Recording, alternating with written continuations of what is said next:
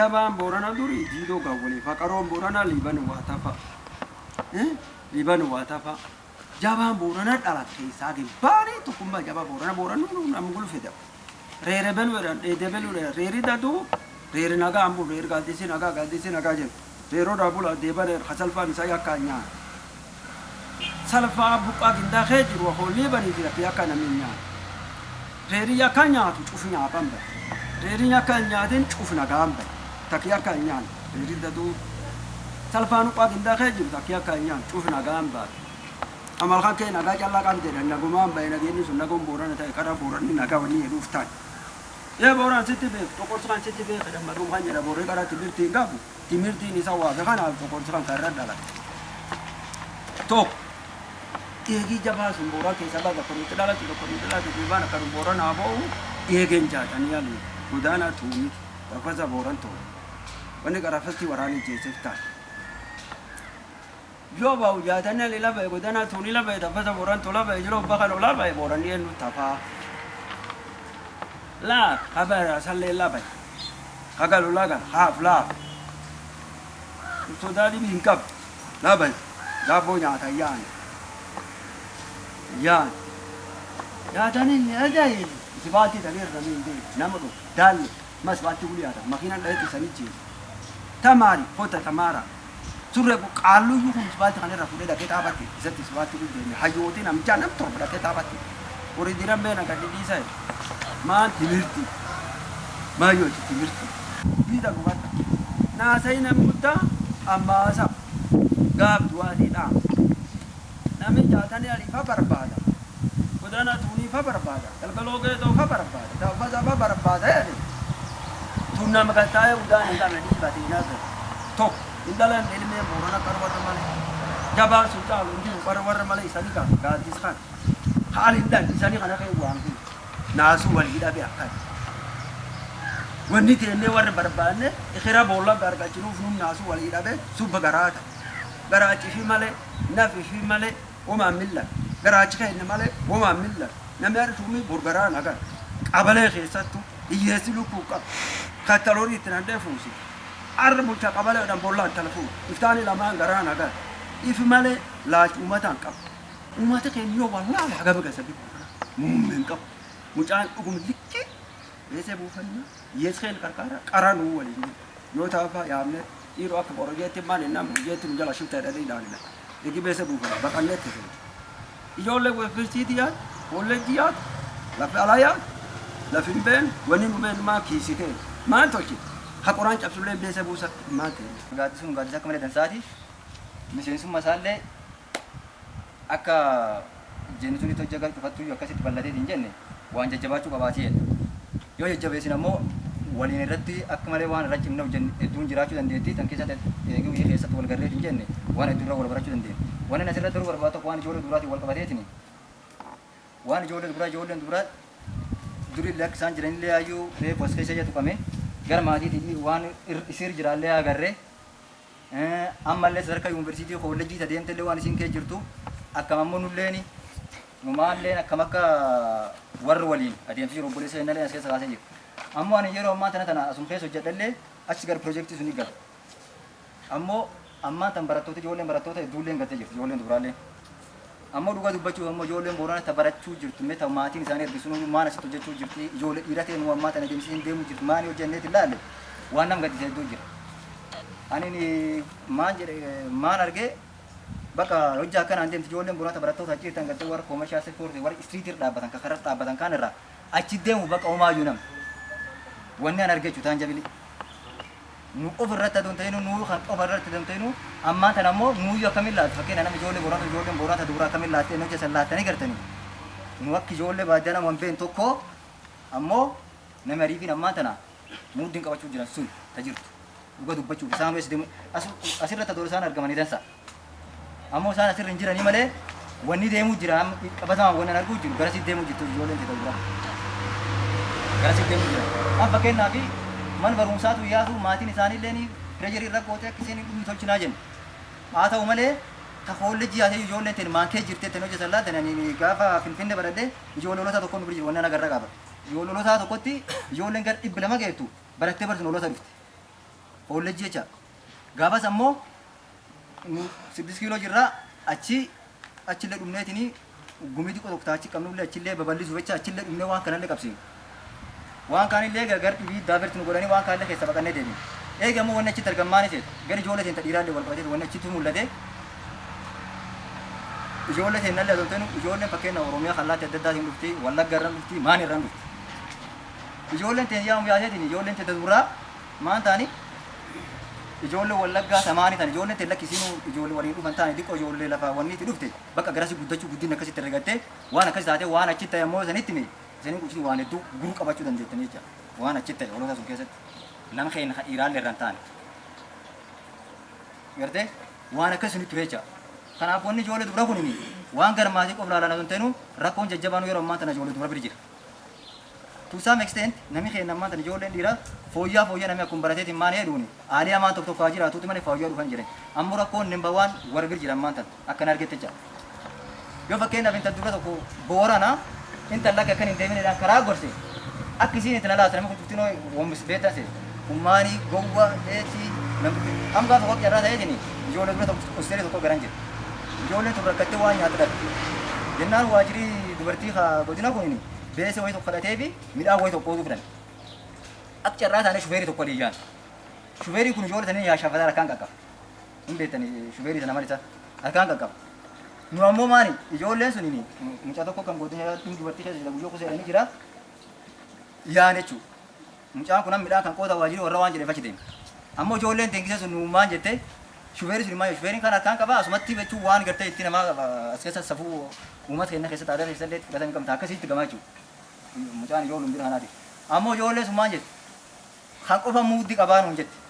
Namni muuddii qabu nama kan qofaa nuun jette. Haan cuftee ammoo akkasii jette. Ilaalcha akkanaatti ijoollee dura kee jira jecha. Nuun dhiirallee waan balleessin hin qabne. Ammaa tan ammoo rakkoo jajjabduuyyuu namni qabaantenyaa warra nullee biraa ammoo gar keennaan itti garisiin ammoo ammaan tanbatu jira kallaatti dhibi jechuudha. Kan ammoo gaaddisuu kunini waan dansaa uyyeedduu karoorfatee illee hojjechuuf illee waaqni nu milkeessinaa waan jedha qaba. Gosaayoo gumaacha jedha harkaawwa gumaacha jechaan gumaatiin kennan. Amma didhaan baanu taanu karaa tan amma irraa didhaa tan nama cufu beekuun libaati gara fuulduraa waan baratan didha jechuun akka afaan amma akka Oromoon amma dubbatutti ba'aa waan sirri jira yookaan dirqama ta'uu malta. Dirqamsu keessaa tokko warra itti dhalan abbee haadha warra si dhalee si guddise sitti hojjate ati fulaa warraa buute ammoo warrallee qarqaaraa ammallee ilmee dhibii dhaltee guddifte gaafa nama guddisan sun immoo lafa jiranitti akkuma kan akkuma abbaan isaa jaarsii boorana jaarsii gosaa guyyaa gurraa duudhaan kan gochisullee namuun kan qabu. Kanaafuu didhaa waan akkan namarra jiraate baatiin haatiifi abbeerraa fuute warra keetii dabartee gosteetii dabarte akka aadaa booranaatti lakkeedhaan akkana areerollee eebbimu. Innillee didhaa bahuu jira ilmi isaallee didhaa bahinnaati. Taphaaniti waan akkanaa tolchuun akkan tolchuun taphaaniti kan tanaaf jenna. Isallee yoo walitti dhuftan gaafi yana kallaa namni garii haasaa afaan qabtaaagarii harbisee dhagaa guddoo dansa. Nullee jaaroleen itti dhumne dhagaatti sana dhumtuunis dhagamma. Gammachuu qofaan namu didhaan jaarsillee beekeessuun jira didhaa sana. Himuun ba'a. Yoo guyyaa milkii mana min dhibani wanni reefu harmatti dubbatan. Meetii dhaabbatu ta'u rippootan dhiyees kana. Isaa jedhame immoo akka dhiyees. Abbatillee gadu dhiyaadhu kan ta'e caqabnetillee ta'e ni caqasi.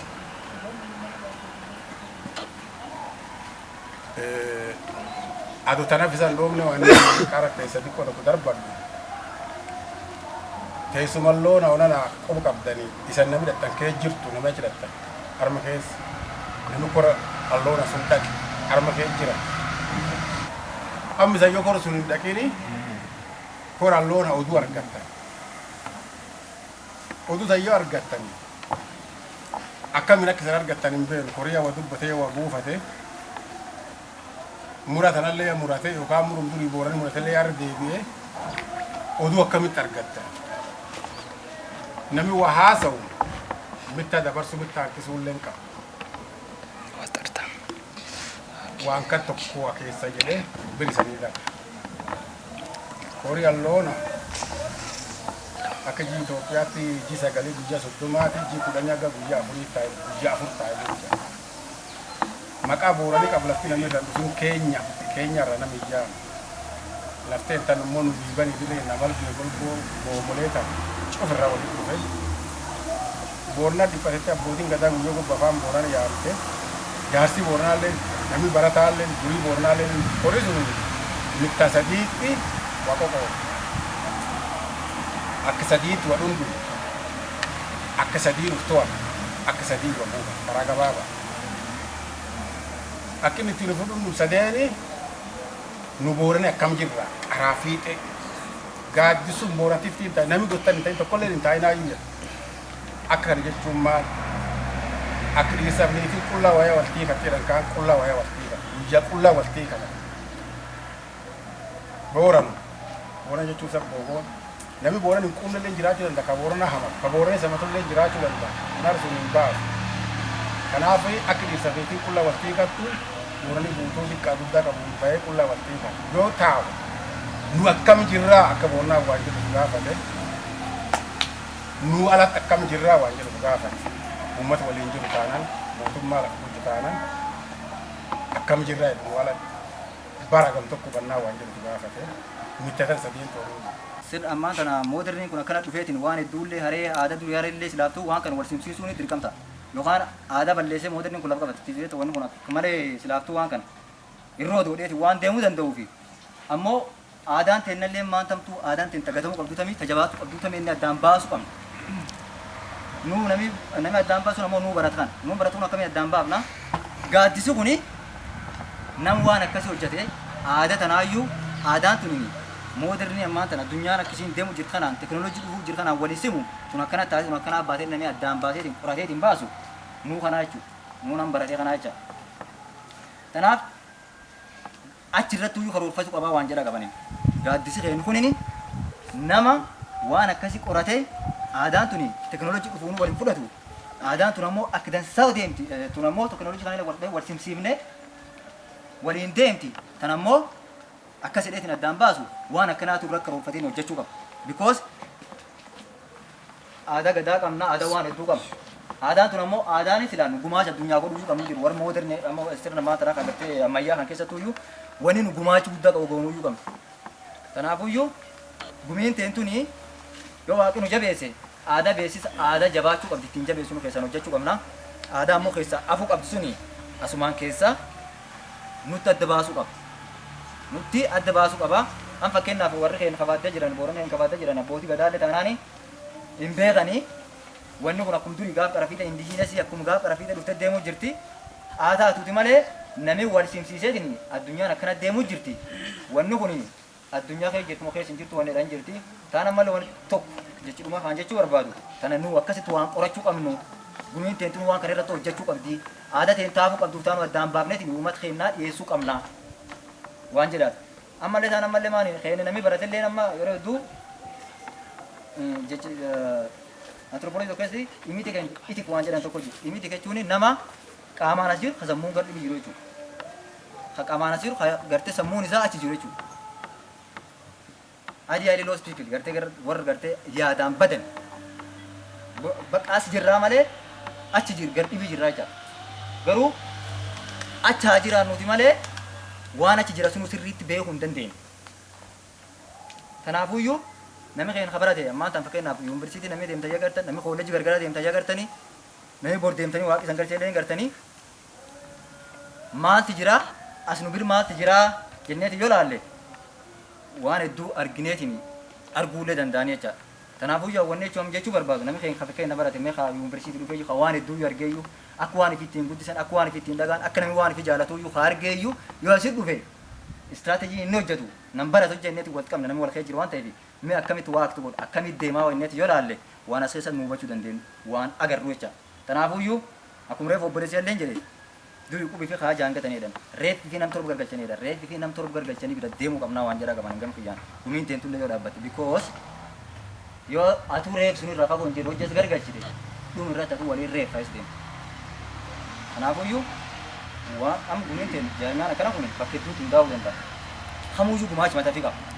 Nu ammoo nama wal jajjabeessu nama sullee deeggaraa sulleen jabaatee gara siin gumaachi fi gumaachu haasif dhaabbatee gumaachi gama siin gumaachu firaa guddatu yoo guddanne ammoo waan tokko guddinu waan ta'eef akkanatti sammuu keenyallee guddisuu qabna waan jedha qabaa galatoomaa warri ammoo gaaddisan akkana yaaddanii waan akkana yaaddaniif hin jettan ulfaadhaa waan akka malee dansaati baay'eetti gammadeedha tanaafuyyuu waan kakkan irratti waliin hojjennee ammoo yaadi sheer wal gochaa maan jennaan yaadi nama kun qabu haan qabu waan an argu itti tantirullee tan qabatte hin gartu ammallee fakkeenyaaf uumaan tokko keessa deemee maskoo tokko gabbaa namichi hojja walaalaa jedhani waan takka hin garuu beekaa tokko ispaaltii arge tokko bajaajii ce'e tokko inta tokko takkas deeme tokko ija tokko takkas deemaa waan maskoon tokko walaalte waan gargaraa gartee jechuudha kan jechuun dabarsi akkasii jiru sammuu namaatu keessa fuulli tokko walaalte waan gargaraa akkasii jiru waan ati hin argin kan walitti himsuun keenya barbaachisaa waan ta'eef wal dubbisa deemuun waliin mari'achuun waan nu jabeessa waan ta'eef waan hedduullee hin jedhu yaaduutti taanaan ammoo namni dhibiillee daruu danda'a